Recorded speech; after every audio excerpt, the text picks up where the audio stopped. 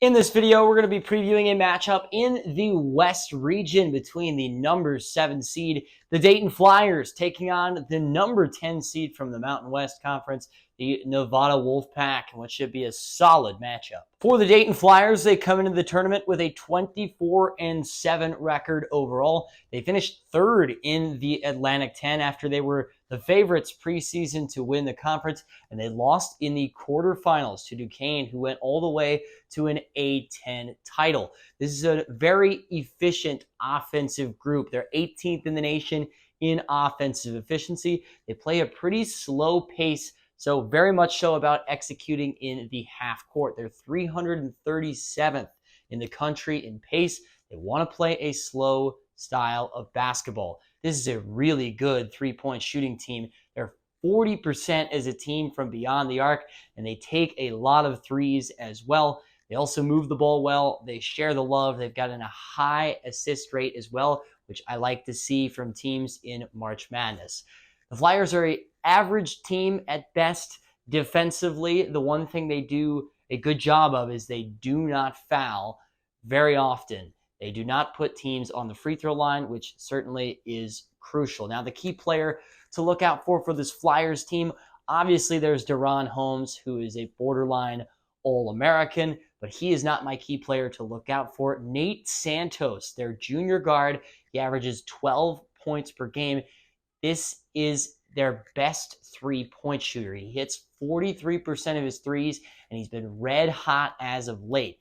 11 for 21 from beyond the arc over the last 4 games. So if Nate Santos can get hot from 3, Dayton has another element to their offense, and they can be really efficient from the outside. Now, my big concern here for Dayton is they rely on the 3-ball a lot, and they can be streaky outside at certain times. And when the threes aren't falling, oftentimes their offense isn't executing very well. Also, they're a below-average rebounding team, which is surprising because you have Deron Holmes, who's such a quality big man.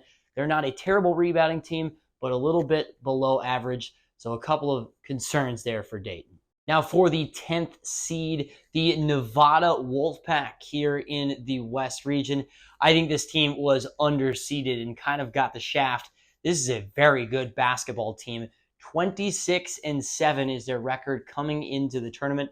They finished second in the Mountain West Conference. They lost in the quarterfinals of the tournament. It's a very balanced group offensively and defensively. They're really strong on the defensive end, 36th in the nation in defensive efficiency. They've got a lot of size, and they defend the 3-ball really well, which is important here with this matchup against the Dayton Flyers.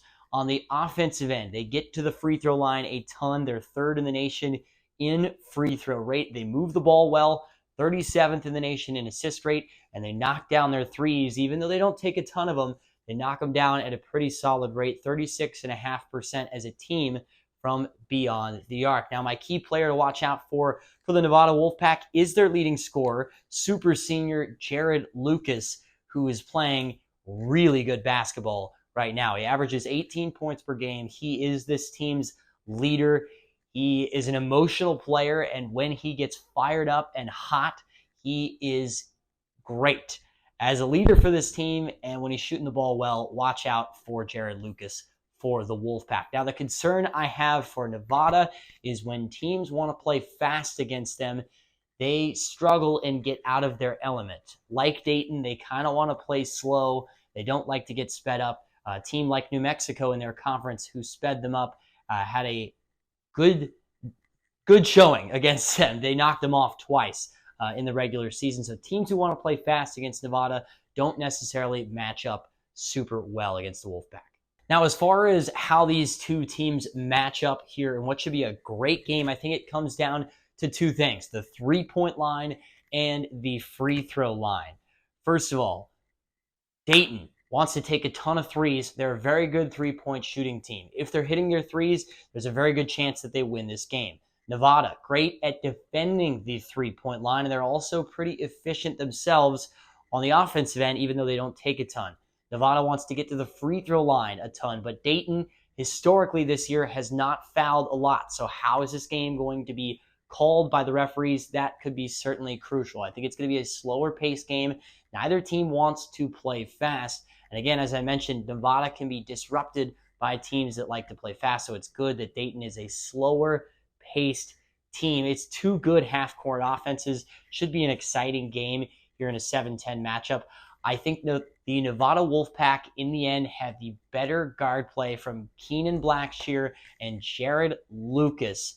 If I had to put this on the upset potential meter, it's an upset brewing for me. I like the Nevada Wolfpack. I think they should have been closer to a 7 seed, actually, rather than Dayton here in this one. I think they're underseeded. They're undervalued. This is a good team. They've got great guard play. Give me the Nevada Wolfpack to knock off the Dayton Flyers and move on to the second round of the NCAA tournament. Do you want to win your March Madness bracket pool? Do you want to not only beat your friends and family, but absolutely humiliate them? If you like the sound of that, subscribe down below to College Hoops Tonight, because we're previewing all 36 first-round games of the NCAA tournament to give you the edge you need to nail your bracket and absolutely crush your friends and family in your bracket pool.